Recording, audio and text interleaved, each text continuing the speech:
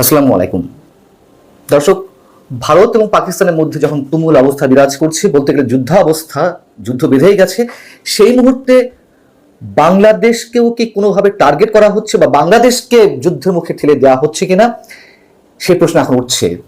কারণ হচ্ছে ভারত পাকিস্তানের এই উত্তেজনার মধ্যে একদিকে ভারত থেকে বাংলাদেশি বলে বিভিন্ন জনকে পুশিং করা হচ্ছে বাংলাদেশের মধ্যে, অন্যদিকে আবার সরকারের কোনো কোনো উপদেষ্টা বা সাবেক ছাত্র সমন্বয়কদের কেউ কেউ দেশের সার্বভৌমত্বের জন্য সবাইকে ঐক্যবদ্ধ থাকার কথা উচ্চারণ করছেন। কি কারণে? পুশিংয়ের কথা যদি বলি, সেটি হচ্ছে যে জাতীয় নিরাপত্তা উপদেষ্টা ডক্টর খলিলুর রহমান, তিনি আমাদের পররাষ্ট্র উপদেষ্টার সঙ্গে রুদ্ধদ্বার বৈঠক করেছেন। এই বৈঠকের পরে সাংবাদিকদের মুখোমুখি হয়ে তিনি যেটি বলেছেন যে ভারত থেকে জোর করে মানুষ প্রবেশ করানোর খবর আমরা পাচ্ছি, দেশের নাগরিক হলে আনুষ্ঠানিক প্রক্রিয়া এটা জানাতে হবে, এ ধরনের ঘটনা গ্রহণযোগ্য নয়। নয়াদিল্লির কাছে বিষয়টি ব্যাখ্যা চাওয়া হয়েছে। বাংলাদেশ ভারত সীমান্তে জোরপূর্বক প্রবেশের বিষয়টি দিল্লির নোটিশে আনা হয়েছে। তাদের বলা হয়েছে কোনো বাংলাদেশি নাগরিক হলে আনুষ্ঠানিক প্রক্রিয়ায় তাদের পাঠানো যেত। ডক্টর খলিলুর রহমানের অন্তত এই মন্তব্যটি আমরা সমর্থন করতে চাই। অবশ্যই তিনি ফরমাল কথা বলেছেন এবং তিনি বলছেন যে প্রতিটি পুশিংয়ের ব্যাপারে বাংলাদেশ আলাদাভাবে যাচাই করছে। ভারত পাকিস্তান উত্তেজনার মধ্যেই কুড়িগ্রাম ও খাগড়াছড়ি সীমান্ত দিয়ে 24 ঘন্টায় শতাধিক মানুষকে পুশিং করা হয়েছে এবং এই তথ্য তিনি পেয়েছেন বিজেপির মাধ্যমে। কুড়িগ্রাম সীমান্ত থেকেই বিজেপি জানাচ্ছে যে 30 জনকে একদিনেই পুশিং করার চেষ্টা করা হয়েছে, তাদেরকে আটক করা হয়েছে এবং বিএসএফ সদস্যরা তাদেরকে বুধবার ভোরে ভারত থেকে বাংলাদেশে পাঠিয়েছে। এই সব খবরের ভিত্তিতে ডক্টর খলিলুর রহমান যেটি তার কনক্লুশনে বলছেন যে আমাদের সিদ্ধান্ত স্পষ্ট, যদি প্রমাণ হয় যে তারা বাংলাদেশের নাগরিক আমাদের গ্রহণ করতে আপত্তি নেই, কিন্তু যে প্রক্রিয়ায় পাঠাচ্ছে সেটি সঠিক কোনো পদ্ধতি নয়।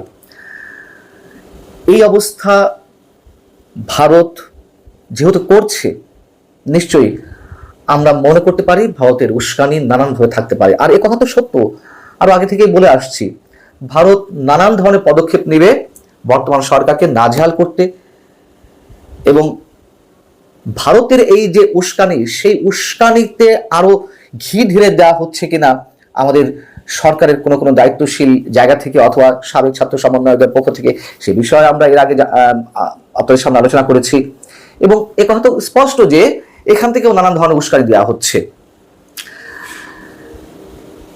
এদিকে নতুন করে যে রাতে ভারত পাকিস্তানের উপরে হামলা চালালো, তার পরদিনই অর্থাৎ বুধবারই সরকারের দায়িত্বশীল একজন ব্যক্তি, উপদেষ্টা আসিফ মাহমুদ সজীব ভুঁইয়া, তিনি ফেসবুকে কি লিখলেন যে সার্বভৌমত্ব রক্ষায় প্রয়োজন শক্তিশালী জাতীয় ঐক্য ও সংহতি।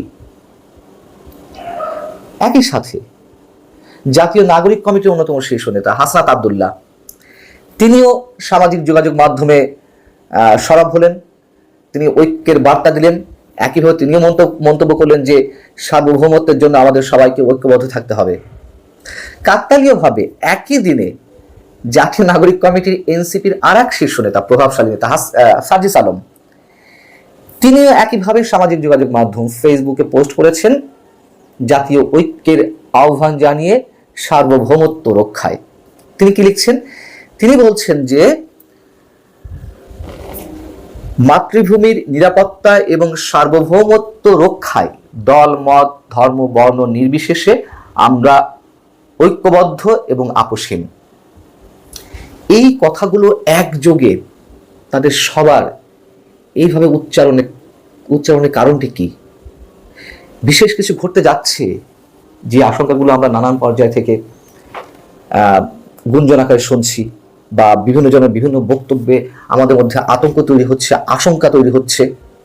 এর আগে যদিও তাদের অনেকেই, যাদের নামগুলো বললাম তাদের অনেকেই, তার বাইরেও আমি যে তথ্য উপদেষ্টা বর্তমান মাহফুজ আলম, তার কথাও যদি বলি, সরাসরি তো বলেছেন যে 7 সিস্টার দখল করতে হবে।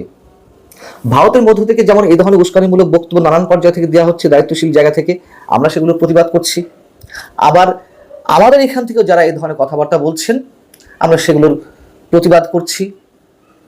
মানুষ আতঙ্কিত হচ্ছেন, আশঙ্কায় উদ্বিগ্ন হচ্ছেন। সেই ধরনের কথা এই মুহূর্তে বলা না হলেও একযোগে সার্বভৌমত্ব রক্ষার কথা বলা হচ্ছে। এর কারণটি কি? আমাদের প্রধান উপদেষ্টা, সরকারের শীর্ষ ব্যক্তি অধ্যাপক ডক্টর মোহাম্মদ ইউনূস, তিনিও তো যুদ্ধের প্রস্তুতির কথা বললেন। কদিন আগে নৌবাহিনীর একটি অনুষ্ঠানে তিনি গিয়ে এ ধরনের কথা বলেন। এখন বিষয় হচ্ছে, যুদ্ধের প্রস্তুতির কথা প্রত্যেক সরকার প্রধানই, প্রত্যেক রাষ্ট্রপ্রধানই সশস্ত্র বাহিনীর কোনো অনুষ্ঠানে গেলে মন্তব্য করে থাকে। কিন্তু অনেকের মতে প্রধান উপদেষ্টা ওই দিন যে কথাগুলো বলেছেন, সরাসরি তো যেটাকে লিঙ্ক করে বললেন যে ঘুম থেকে উঠেই মনে হয় এই বুঝি ভারত পাকিস্তান যুদ্ধ শুরু হয়ে যায় অবস্থা, অতএব আমাদেরকেও যুদ্ধের প্রস্তুতি নিতে হবে। তিনি নিশ্চয়ই অহেতুক এই মন্তব্যটি করেননি, বা অহেতুক কোনো মন্তব্য করার মতন ব্যক্তি তিনি নন, কিংবা সেই ধরনের কোনো পদেও তিনি নিশ্চয়ই নেই যে যেমন একটি বক্তব্য করে দিলাম। যেহেতু ভারত পাকিস্তানের উত্তেজনাকে কেন্দ্র করে তিনি এই কথাটি বলেছেন, সেই জায়গা থেকেই আমরা তখন থেকে মন্তব্য করছি এগুলো কোনো উস্কানিমূলক বক্তব্য নাকি তাদের কাছে কোনো ইনফরমেশন আছে ভারত অ্যাটাক করবে, ভারত বাংলাদেশে আক্রমণ চালাবে, আমরা এগুলো কিছুই জানি না। তবে আমরা আশঙ্কা করতে পারি, আমরা আতঙ্কে উদ্বিগ্ন হতে পারি। আমাদের দায়িত্বশীল জায়গা থেকে আরো অনেকেই এ ধরনের মন্তব্য করে যাচ্ছেন, এবং অনেকে বলেন যে একটা যুদ্ধের প্রয়োজন আছে বাংলাদেশে এই মুহূর্তে অনেকের জন্য, যার যার স্বার্থের জায়গা থেকে এই যুদ্ধটা খুব প্রয়োজন, যার যা বলতে বিশেষ একটি গোষ্ঠীর। আমরা জানি না সেই দিকে ভারত নিয়ে যাচ্ছে নাকি আমরা ভারতকে আমন্ত্রণ জানাচ্ছি বাংলাদেশকে আক্রমণের জন্য। এগুলো হিসেব করলে অনেক কিছুই মিলে যায়। বাংলাদেশের সামনে আসলেই কোনো ভয়ঙ্কর দিন অপেক্ষা করছে কিনা সেটি ভেবে প্রতিটি মানুষ উদ্বিগ্ন। আমরা অপেক্ষায় রইলাম, নিশ্চয়ই ভয়ঙ্কর কোনো কিছুর জন্য নয়। আমাদের সবার সুবুদ্ধির উদয় হোক, আমরা শুধু সেটুকুই প্রার্থনা করতে পারি, সেটুকুই আশা করতে পারি। আল্লাহ হাফিজ, ভালো থাকুন সবাই।